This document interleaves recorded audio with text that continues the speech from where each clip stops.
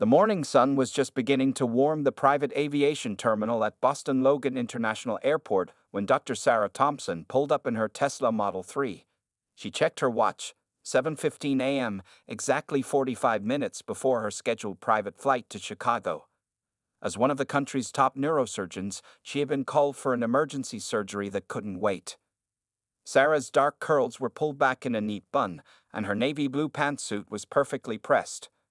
At 38 years old, she had worked incredibly hard to reach the top of her field, becoming the youngest head of neurosurgery at Boston General Hospital. The hospital had arranged this private jet because her patient in Chicago needed immediate attention.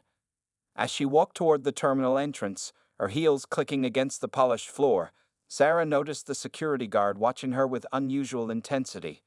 The guard, whose name tag read Gerald Brooks, was a man in his 50s with graying hair and a stern expression that seemed permanently etched on his face. Sarah had grown used to these looks throughout her career. As a black woman in a predominantly white male field, she had faced countless moments of prejudice, but she never let them stop her. She held her head high and approached the security desk with her documentation ready. "Good morning," Sarah said professionally, placing her ID, medical license, and flight confirmation on the counter. "I'm Dr. Thompson. I have a 8 o'clock a.m. flight to Chicago." Gerald Brooks barely glanced at the documents. Instead, he kept staring at her face, his eyes narrow with suspicion. "Are you sure you're in the right place?" he asked, his tone dripping with doubt. "This is the private aviation terminal. The main passenger terminal is in another building." Sarah took a deep breath, maintaining her composure. "Yes, I'm certain. As you can see from my documentation, I'm Dr. Sarah Thompson, and I have a medical emergency flight scheduled." She pointed to the flight details on the paper. Brooks picked up her ID with 2 fingers as if it might be fake. While he scrutinized her documentation, Sarah noticed him wave through 2 white passengers behind her with barely a glance at their papers. The contrast was striking, but sadly familiar. "These could be copied," Brooks said, making no effort to hide his skepticism. "We get all kinds trying to sneak in here. I'll need to verify this." His emphasis on all kinds made his meaning crystal clear. Just then, Sarah's phone buzzed with a message from the Chicago hospital. Her patient's condition was becoming more critical. Time was precious, and every minute spent dealing with this discriminatory treatment could impact her patient's chances of survival. Other travelers in the terminal began to notice the interaction. A few stopped to watch, some shaking their heads in disapproval at Brooks's obvious bias. An older white couple whispered to each other, clearly uncomfortable with what they were witnessing. Sarah remained professional, though her heart was racing. "Sir, I understand you need to verify my credentials, but I have a patient waiting for emergency surgery in Chicago. Every minute counts. Please check your flight manifest. Dr. Sarah Thompson, Boston General Hospital." Brooks made a show of slowly typing on his computer, his movements deliberately unhurried. Well, he drawled. "Isn't it interesting how everyone's suddenly a doctor these days?" The situation was becoming increasingly tense. Other staff members at the terminal were starting to pay attention, particularly James Chen, the terminal manager, who had been observing the interaction from his office window. Sarah stood her ground, her years of dealing with prejudice helping her maintain her dignity. She thought about her patient in Chicago, about her oath to save lives, and about all the other black professionals who faced similar barriers daily. "Mr. Brooks," she said firmly, "I need to board that flight. My patient's life depends on it. If you have any genuine concerns about my documentation, please speak with my hospital's administrative office or the flight charter company. Both numbers are on my paperwork." The morning sun now streamed through the terminal's large windows, casting long shadows across the floor. As Sarah stood there, her credentials still spread out on the counter, she knew this was just the beginning of what would become a significant confrontation, one that would eventually reveal far more than just one guard's prejudices. The tension in the private aviation terminal continued to build as Gerald Brooks leaned back in his chair, making a show of his authority. More passengers had gathered around, creating an uncomfortable audience to the unfolding drama. Dr. Sarah Thompson's phone buzzed again, another urgent message from Chicago. "Look here," Brooks said, his voice getting louder. "I've been working security for 20 years. I know when something doesn't look right, and this doesn't look right." He tapped his finger on her ID card, which still lay on the counter. How do I know you're really a doctor? Sarah pulled out her phone and opened her hospital's website. Here's my profile on Boston General's website. You can see my picture, my credentials, and my position as head of neurosurgery. She turned the screen toward Brooks, who barely glanced at it. Anyone can make a fake website these days, he scoffed, crossing his arms. Maybe you should try the regular airport terminal. That might be more suitable for you. A woman in the crowd gasped at Brooks's obvious prejudice. Several people had their phones out now, recording the interaction. James Chen, the terminal manager, stepped closer, listening carefully to every word exchanged. Sarah's hands trembled slightly, but her voice remained steady. Mr. Brooks, I need to speak with your supervisor immediately. My patient in Chicago needs emergency surgery, and every minute we waste here puts their life at risk. Oh, now you want my supervisor. Brooks stood up, trying to make himself look bigger. Go ahead and call whoever you want. I'm not letting you through without proper verification, and don't try to guilt-trip me with stories about emergency surgery. Just then, a tall man in a business suit stepped forward from the crowd. Excuse me, he said, but I recognize Dr. Thompson. She gave a keynote speech at last month's Medical Innovation Conference in Boston. I was there. The man turned to Sarah. Your presentation on advanced brain tumor removal techniques was brilliant, Doctor. Brooks's face reddened, but he stood his ground. She still needs proper verification. I don't care who vouches for her. Sarah checked her watch, 20 minutes until her scheduled departure. Her patience was wearing thin, but she maintained her professional demeanor. Mr. Brooks, please check with the charter company. Call them right now. They can verify my identity and the urgency of this flight. I'll do things my way, Brooks snapped. If you keep pushing, I'll have to call airport police. The crowd grew larger. A young flight attendant who had been watching stepped forward.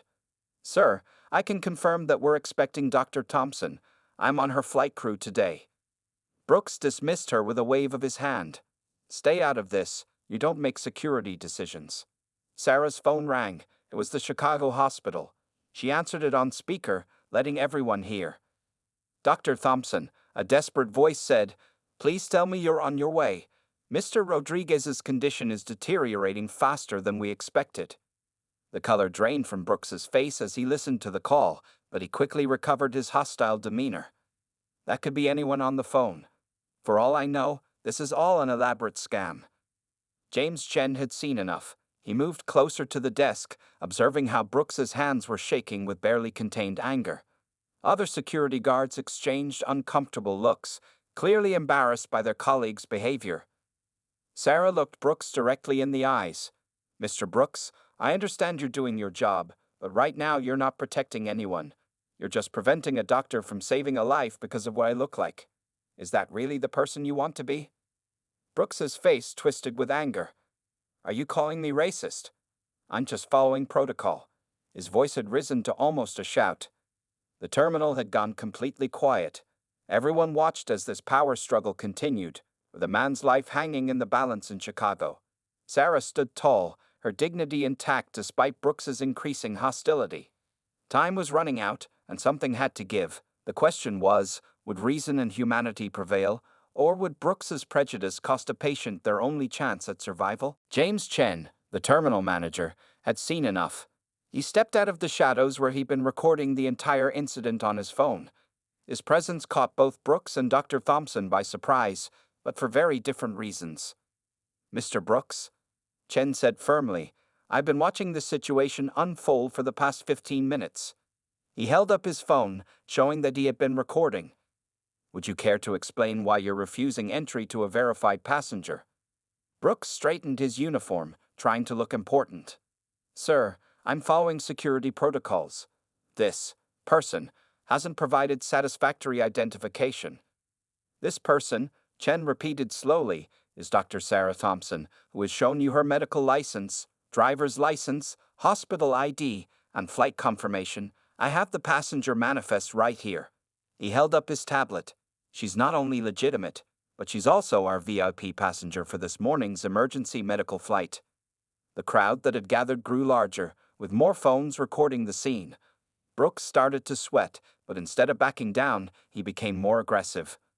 For all we know, these could all be fake documents. Brooks's voice rose higher. I've seen all sorts of tricks in my time. These people can be very clever with their forgeries. A collective gasp went through the crowd at Brooks's obvious racism. Sarah remained calm, though her hands were shaking slightly as she received another urgent text from Chicago. These people? Chen's voice was sharp. Would you care to explain exactly what you mean by these people, Mr. Brooks? Before Brooks could respond, a well-dressed woman stepped forward from the crowd. I'm Janet Martinez, from the Aviation Board of Directors, she said, showing her credentials. I was on my way to a meeting when I noticed this disturbance. Mr. Brooks, you're creating a liability nightmare for this company. Brooks's face turned red, but he still wouldn't move. I'm just doing my job. If anything happens, it'll be your responsibility, not mine. Sarah's phone rang again. This time, it was Dr. Williams from Chicago, and she put it on speaker. Dr. Thompson, where are you? Mr. Rodriguez's family is here, and his condition is critical. We need you in that operating room. The terminal fell silent as everyone listened to the desperate voice on the phone. Brooks shifted uncomfortably, but maintained his stubborn stance. Chen had heard enough. Mr. Brooks, step away from your post immediately. His voice was cold with authority. Security team leader Matthews, please take over. You can't do this. Brooks shouted, his face now purple with rage. I'm protecting this terminal. You're all making a huge mistake. A younger security guard, Matthews, quickly moved to replace Brooks at the desk. He checked Dr. Thompson's documents with professional efficiency. Everything's in order, Dr. Thompson. Please proceed to your gate. We'll have someone escort you directly to your aircraft. Brooks wasn't done. He reached for his radio. I'm calling airport police.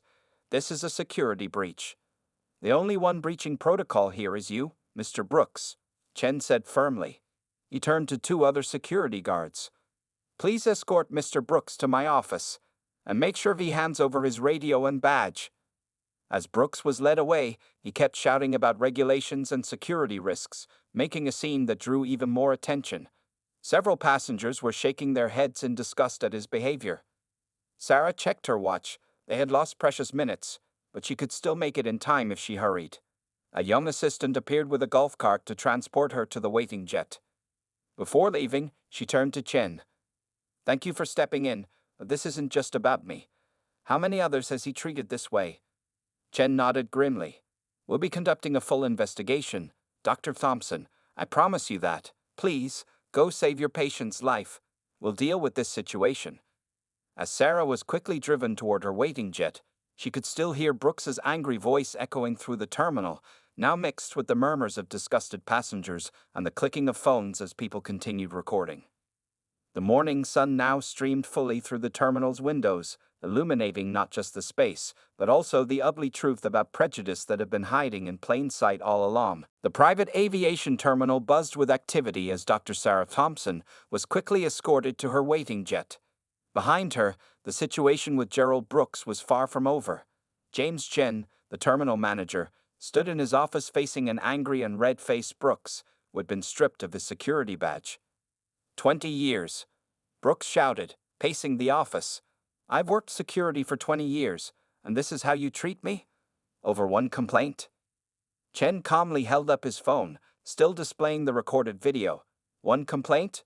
Mr. Brooks, I've been recording for the past 20 minutes. What I saw wasn't security protocol, it was pure discrimination. Janet Martinez from the Aviation Board sat in the corner, taking detailed notes. Mr. Brooks, do you realize that your actions today could have cost someone their life? Dr. Thompson is flying to Chicago for emergency surgery. Brooks scoffed, but his voice held a slight tremor. How do we know that's true? Anyone can claim they're a doctor these days. Just then, Chen's office door opened. A tall man in a business suit entered, carrying a tablet. Actually, we know exactly who Dr. Thompson is, he said. I'm Richard Bennett, Chief of Airport Operations.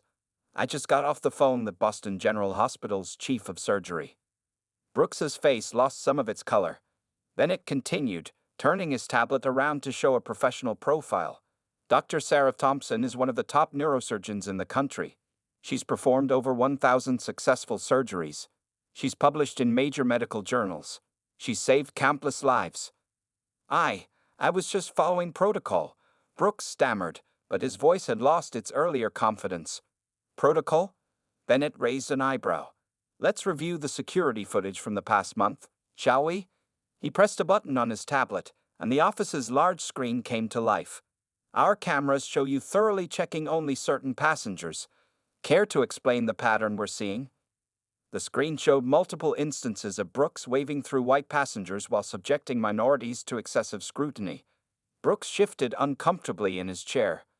Meanwhile, Janet Martinez was reviewing passenger complaints on her laptop. We have 17 filed complaints about discriminatory treatment at this terminal in the past 3 months. All of them happened during your shifts, Mr. Brooks.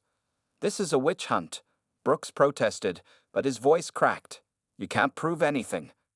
Chen leaned forward. Actually, we can, and we have. The videos from today's incident are already circulating on social media. Our PR team is in crisis mode. Just then, Chen's phone buzzed. He checked the message and looked up. Dr. Thompson's plane just took off. She made it. No thanks to you, Mr. Brooks. Let's hope she reaches her patient in time. Brooks slumped in his chair, the reality of the situation finally seeming to sink in. I was just trying to keep the terminal secure, he muttered weakly. No, Bennett said firmly. You are profiling passengers based on their race. That's not security, that's prejudice, and it ends today. Martinez stood up, straightening her suit. The Aviation Board will be launching a full investigation. We'll need statements from all witnesses, copies of all videos, and a complete review of Mr. Brooks's employment history. Brooks looked around the office, suddenly realizing how serious the situation had become. The proud, aggressive security guard from earlier was gone, replaced by a nervous man who finally seemed to understand the consequences of his actions. What happens now? Brooks asked quietly. Chen shared a look with Bennett before responding. For now, you're suspended pending investigation. We'll need your uniform and any company property. Security will escort you out of the building. As if on cue, 2 security guards appeared at the office door. Brooks looked at them, officers he had worked with for years, and saw no sympathy in their eyes. 20 years, Brooks mumbled again, but this time it sounded more like regret than protest. As Brooks was led out of the office, Chen's phone buzzed with another update. Dr. Thompson had sent a message. In Chicago airspace now. Thank you for your help. Please make sure this never happens to anyone else. Chen looked at Martinez and Bennett. She's right. This isn't just about one incident or one guard. We need to make real changes. The morning sun had risen fully now, casting long shadows through the office windows. It was going to be a long day of hard conversations and harder decisions. As Dr. Sarah Thompson's private jet cruised at 30,000 feet, the situation back at Boston Logan International Airport was far from over. James Chen sat in his office, surrounded by airport officials, reviewing security footage from the past 6 months. What they discovered made everyone in the room uncomfortable. Look at this pattern, Janet Martinez said, pointing at the screen. Brooks stopped minority passengers 8 times more often than white passengers. The numbers are shocking.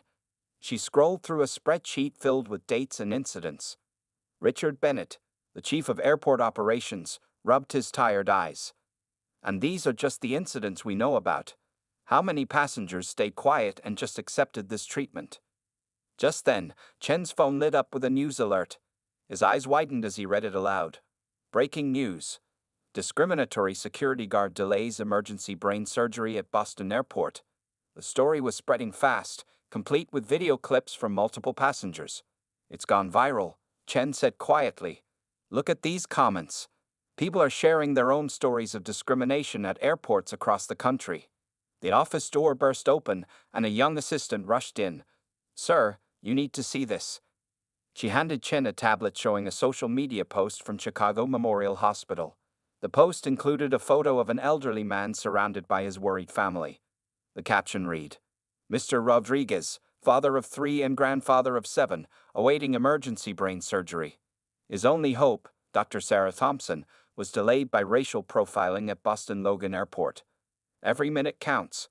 #StopTheHat, #SaveEmmaRodriguez. The room fell silent. The human cost of Brooks's actions was now clear for everyone to see. This wasn't just about policies and procedures anymore. It was about life and death. "We've got reporters asking for statements," the assistant added. "And civil rights organizations are calling for an investigation." Martinez stood up and walked to the window. "We need to do more than just fire one guard. This is a systemic issue that requires systemic changes." As they discussed next steps, Chen's phone rang. It was Dr. Thompson, calling from Chicago Memorial Hospital. He put the call on speaker. "I made it," she said, her voice tired but determined. "Mr. Rodriguez is being prepped for surgery now, but I need you all to understand something." She paused, taking a deep breath. "While you were discovering Brooks's pattern of discrimination, I discovered something else." Everyone in the room leaned closer to listen. "Mr. Rodriguez's condition, it's exactly like 4 other cases I've seen recently. All minority patients who delayed seeking medical care because they feared discrimination in the healthcare system. They waited until it was almost too late." The weight of her words hung heavy in the air. "Today, it wasn't just about one guard or one flight," Dr. Thompson continued. "It's about all the barriers that people of color face every day. Sometimes those barriers cost lives." Bennett walked to his laptop and pulled up Brooks's employment file. "Look at this," he said. 3 previous complaints were filed against him at other security jobs, all dismissed without investigation. We hired him anyway." Chen thought about all the passengers who might have missed flights, meetings, or medical appointments because of Brooks's discrimination. How many opportunities were lost? How many lives were affected? "Dr. Thompson," Martinez spoke up. "What can we do to make this right?" "Start by acknowledging the problem," Dr. Thompson replied. "Then make real changes. Not just sensitivity training, but actual systemic changes. And share what you find with other airports. This isn't just a Boston problem." As if to emphasize her point, Chen's phone buzzed with another news alert. The story had reached national news networks. #Justice for Thompson was trending on social media. "I have to go," Dr. Thompson said. "Mr. Rodriguez's surgery can't wait any longer. But please, do something real with this moment." After she hung up, the room remained quiet for a long moment. The morning's events had revealed not just one guard's prejudice, but a deeper, more troubling pattern that could no longer be ignored. "Well," Chen finally said, standing up, "where do we start?" Outside his office window, planes continued taking off and landing, carrying thousands of passengers from all walks of life. Each of them deserved better than what they had witnessed today. 1 week after the incident, the private aviation terminal at Boston Logan International Airport looked the same, but everything had changed. James Chen sat at the head of a long conference table, surrounded by airport officials, civil rights lawyers, and community leaders. "The investigation is complete," Janet Martinez announced, placing a thick folder on the table. "What we found goes far beyond Gerald Brooks. We have a serious systemic problem." The room's large screen displayed statistics and graphs. Red marks highlighted troubling patterns of discrimination across multiple security checkpoints. Brooks wasn't alone, he was just the one who got caught. Dr. Thompson's surgery was successful, Chen shared with the group. "Mr. Rodriguez is recovering well, but this story could have had a very different ending." The door opened, and Richard Bennett walked in with a woman in a crisp business suit. "Everyone, this is Lisa Washington from the Civil Rights Division. She's here to help us make real changes." Lisa didn't waste time sitting down. She walked straight to the screen and pointed at the numbers. In the past year alone, minority passengers were stopped, searched, and questioned at rates far higher than white passengers. This isn't random. This isn't coincidence. Meanwhile, in another part of the airport, Gerald Brooks sat in a small office, facing his union representative. His security badge and uniform were gone, replaced by civilian clothes that seemed to hang loosely on his now deflated frame. "They're terminating your employment," the union rep said quietly. "Given the evidence, there's nothing we can do to fight this." Brooks stared at his hands. 20 years, he mumbled, but this time it wasn't a defense. It was a realization of 20 years of wrong decisions. Back in the conference room, Lisa Washington was laying out a comprehensive plan. "First, we're implementing new hiring protocols. Background checks will include social media history and previous complaints. even if they were dismissed. Martinez nodded, taking notes. We've already started reviewing all current security staff. 3 more guards have been suspended pending investigation. That's just the beginning, Lisa continued. We're installing new camera systems with AI monitoring to flag potential discrimination. Every stop, every search, every question will be recorded and reviewed. Chen's phone buzzed with a message. It was from Dr. Thompson. Just finished another surgery. How's the reform going? He typed back quickly. Major changes happening. Your story started something big. The news had indeed sparked a nationwide conversation. Other airports were conducting their own investigations. Civil rights organizations were demanding reviews of security protocols across the country. Social media was still buzzing with hashtag #JusticeForThompson stories. We're also implementing mandatory quarterly training, Lisa announced. Not just basic diversity training, but real-world scenarios and consequences. Every security staff member will understand exactly what's at stake. A young assistant rushed into the room with breaking news on her tablet. The Aviation Board just approved our new anti-discrimination task force. We got funding for a full-time oversight team. The mood in the room shifted from serious to hopeful. These weren't just temporary fixes or PR moves. They were real, lasting changes. Outside the conference room, the terminal was busy with travelers. New signs had been posted. See something wrong? Say something. Report discrimination. Each sign included a QR code linking to a reporting system. In the security area, cameras now recorded every interaction. Guards wore body cameras, and their conversations were monitored. The message was clear. Discrimination would not be tolerated. Back in the small office, Brooks received his final paperwork. Your story has become a training example, the union rep explained. Future security staff will learn from your mistakes. Brooks nodded slowly. I never thought. He started, then stopped. I never wanted to think about how my actions affected people. The sun was setting outside the airport windows as the meeting in the conference room concluded. Chen looked at the plans spread across the table. New hiring protocols, training programs, monitoring systems, and reporting procedures. This is just the beginning, Lisa Washington reminded everyone. Real change takes time and commitment. Are you all ready for that? The room responded with determined nods. The incident with Dr. Thompson had opened their eyes, and there was no going back to business as usual. As the meeting ended, Chen received another message from Dr. Thompson. My patient asked me to thank everyone who helped me get there in time. Every life matters. 3 months after the incident, Gerald Brooks sat quietly in a community center in Roxbury, one of Boston's historically black neighborhoods. The room was filled with people attending a workshop called Understanding Bias in Our Community. Brooks wasn't there by choice. It was part of his mandated sensitivity training program. Today's speaker was different from the others. Dr. Michael Carter, a black airline pilot, stood at the front of the room sharing his experiences. I've been flying planes for 20 years, he said, and I still get questioned when I walk through airports in my uniform. Brooks shifted uncomfortably in his chair. He remembered questioning a black pilot himself just 6 months ago, demanding extra verification of his credentials. After the session, Dr. Carter approached Brooks. You're the guard from the news, aren't you? The one who stopped Dr. Thompson. Brooks nodded, expecting anger or criticism. Instead, Dr. Carter pulled up a chair. Tell me why you did it. Really think about it. I want to understand. For the first time, Brooks found himself truly examining his actions. I always told myself I was just being thorough. He started slowly. But watching these sessions, hearing these stories, I was targeting people because of how they looked. I was wrong.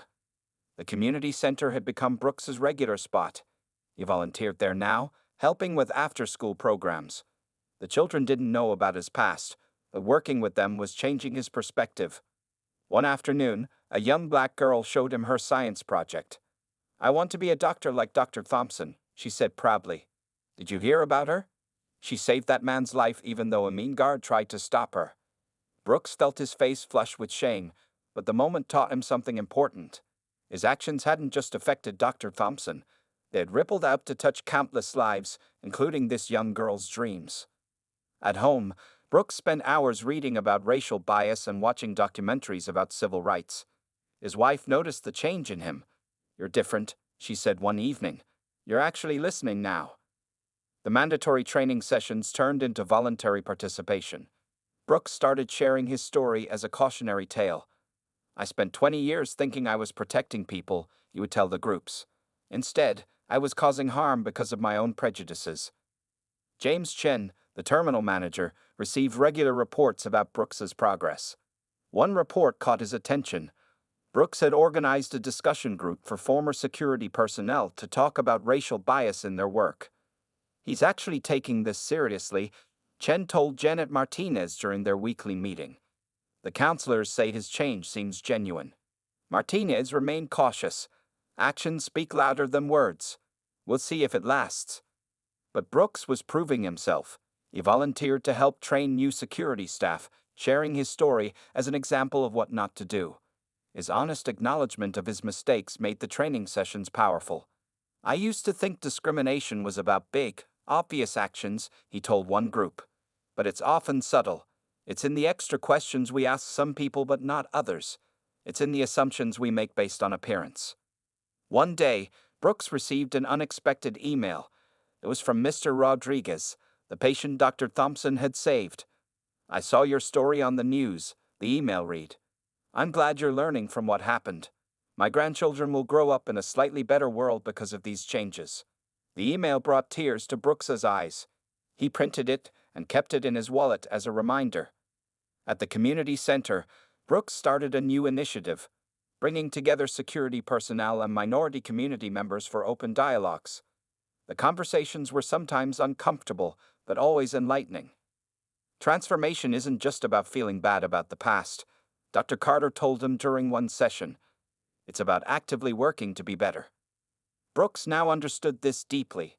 His journey from being a source of discrimination to an advocate for change hadn't been easy, but it was necessary. Late one evening, as Brooks left the community center, he saw a young black woman in medical scrubs hurrying to her car. His old instincts wanted to question her presence. Instead, he smiled and held the door open. "Thank you," she said, rushing past. "No," Brooks thought to himself, "thank you, all of you, for helping me see what I couldn't see before." 6 months after the incident that changed everything, Dr. Sarah Thompson walked through the doors of Boston Logan International Airport's private aviation terminal. She had another emergency surgery scheduled in Chicago, but this time, everything felt different. New signs decorated the walls. "Welcome to all," and "dignity, respect, and safety for every passenger." Security cameras monitored every corner, and guards wore body cameras on their uniforms. But the biggest change wasn't visible. It was in the atmosphere itself. As she approached the security desk, Dr. Thompson stopped short. Standing there, in a business suit instead of a security uniform, was Gerald Brooks. He was teaching a group of new security officers, pointing out the proper procedures on a tablet. Brooks saw her and fell silent. The room seemed to hold its breath. 6 months ago, he had tried to block her from saving a life. Now, here they were, face to face again. "Dr. Thompson," Brooks said quietly, stepping forward. "I've been hoping for a chance to talk to you." Sarah studied his face, seeing none of the anger and prejudice that had been there before. Instead, she saw something new: remorse, understanding, and hope. "I work with the airport's new anti-discrimination training program now," Brooks explained. "Your story, what I did that day, it's become a teaching moment for everyone in airport security." A young security officer stepped forward, recognizing Dr. Thompson. "We study your case in every training session," she said. "It helped change everything about how we work." James Chen appeared from his office, smiling at the scene. In the past 6 months, the airport had become a model for others across the country. Their new protocols were being adopted nationwide. "Dr. Thompson," Chen greeted her warmly. "Would you have a few minutes? The new security team would benefit from hearing your perspective." Sarah checked her watch. She had planned to arrive early, and her flight wasn't for another hour. She nodded. Brooks gathered his trainees, and they moved to a small conference room. The walls were covered with training materials about unconscious bias and equal treatment. A photo of Mr. Rodriguez and his family hung prominently, a reminder of what was at stake. "I was wrong that day," Brooks told his trainees, his voice strong and clear. My actions could have cost a man his life because I let my prejudices control my behavior. But thanks to Dr. Thompson, I learned to see things differently. Sarah listened as Brooks shared how the incident had changed him. He talked about his volunteer work in the community, his role in training new officers, and his commitment to fighting discrimination. The hardest part, Brooks admitted, was accepting that I had been part of the problem for 20 years. But now I have a chance to be part of the solution. A trainee raised her hand. How do you check your own biases now? Brooks smiled sadly. I asked myself one simple question. Would I treat my own family this way? Because now I understand. Every passenger is somebody's family. Sarah's phone buzzed. A message from Mr. Rodriguez. He sent these regularly now, keeping her updated on his recovery. Today's message included a photo of him playing with his grandchildren. She showed the picture to the group. This is why our work matters, she said. Every person who comes through these doors has a life, a family, a story. They'd all deserve respect. As her departure time approached, Brooks walked with Sarah to the security checkpoint. The new guard checked her credentials quickly and professionally, treating her with the respect she had deserved all along. Dr. Thompson, Brooks said as she prepared to leave. Thank you. Not for forgiving me. I know I don't deserve that, but for helping me become a better person. Sarah looked at him thoughtfully. The best thanks you can give is to keep teaching others. Make sure no one else has to go through what happened that day. As she walked toward her gate, Sarah passed more signs of change. A diverse security team, clear posting of passengers' rights, and a new help desk specifically for discrimination complaints. Her phone buzzed again. This time it was a news alert. Boston Logan's anti-discrimination program becomes national standard. The article mentioned how one incident had sparked a nationwide movement for change.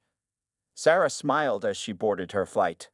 Sometimes the worst moments could lead to the best changes if people were willing to learn, grow, and transform. Behind her, Brooks returned to his trainees, ready to share more lessons about respect, dignity, and the importance of seeing every person for who they really are.